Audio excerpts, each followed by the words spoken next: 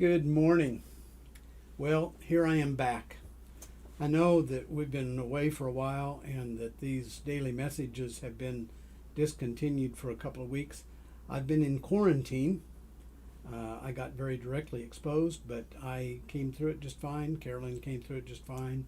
And so we're okay now. And we're very, very glad to be out of that period of time. I hope it doesn't happen again. But nevertheless, these are the times that we are living in right now, and lots of things get changed.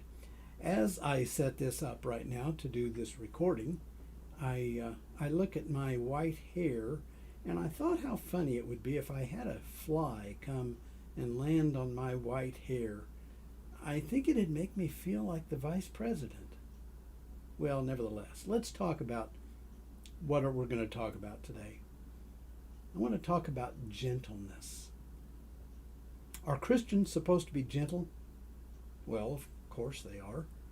We see that according to that list that's given to us as the fruit of the Spirit in Galatians 5.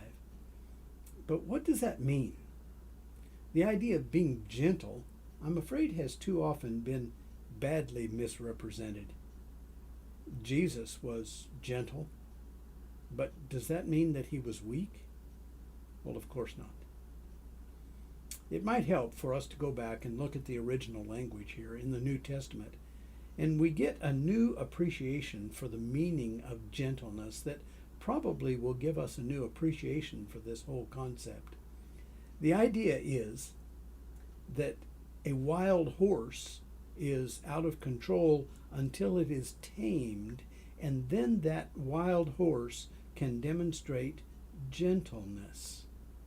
Likewise, a strong man is gentle only when his strength is under control. Another person may not have the physical strength, but may be strong in persuasion, or strong in assertiveness, or strong in opinion. But when those strengths are controlled by the Spirit of Christ, the beauty of gentleness is given an opportunity to arise. We aren't gentle because we are weak, but because we are strong and under control. We've all seen strength abused, misused. It might be called bullying, no matter what the age of the person that is doing it. A strong person, in whatever way that person is strong, if he uses that strength to get his own way, or to usurp power, or to intimidate others, it's ugly. It never is attractive, and it makes others shy away from a relationship with that person. But gentleness, on the other hand, is altogether different. We stand in admiration of the man who could push people around, but he chooses to demonstrate love. We may see someone who could humiliate someone else with their words, or break the spirit of someone else who opposes them, but when they choose to act with care and tenderness toward that weaker person, we respect them all the more. Examples of Jesus being gentle, I think, are enlightening for us. Think about the blind man at Jericho, or the woman at the well, or the woman caught in the very act of adultery, or the hungry people out in the wilderness. In each case, Jesus could have done things that would have been intimidating towards them, but he chose to not do that.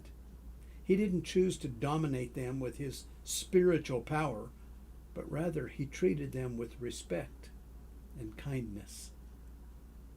On any occasion that he wanted, Jesus could have destroyed the person that he was talking to, but he never did, because he was gentle. He could have struck people blind, but he chose to bring them sight. He could have struck them dead, but he chose to bring them life. He could have condemned them to hell, but he chose to lead them to heaven. Jesus had the power to do anything that he wanted, but he had the gentleness to do what was right. So we are taught, as followers of Jesus, to be gentle, to control our strength, to limit our reactions. to let our words be sweet and kind. When we choose to be gentle, we're choosing to be just like Jesus. And this is exactly what people will see. When they expect us to be angry, but we demonstrate gentleness, it tells others that there's something special inside us. When we think that, when others see us and they think that we're about to blow up, but instead we show gentleness, the world stops being afraid of us and starts wanting to be like us. When we could pass judgment on someone because of their sin, but choose instead to be forgiving, we're looking just like the gentleness of Jesus. Gentleness.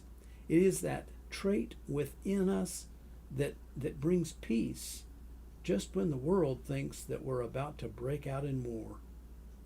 Gentleness is always welcomed.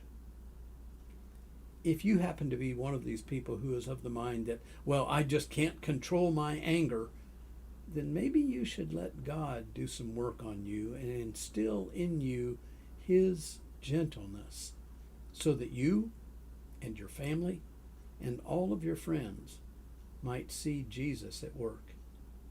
And so, Christian, today, I want to urge you, go and have a gentle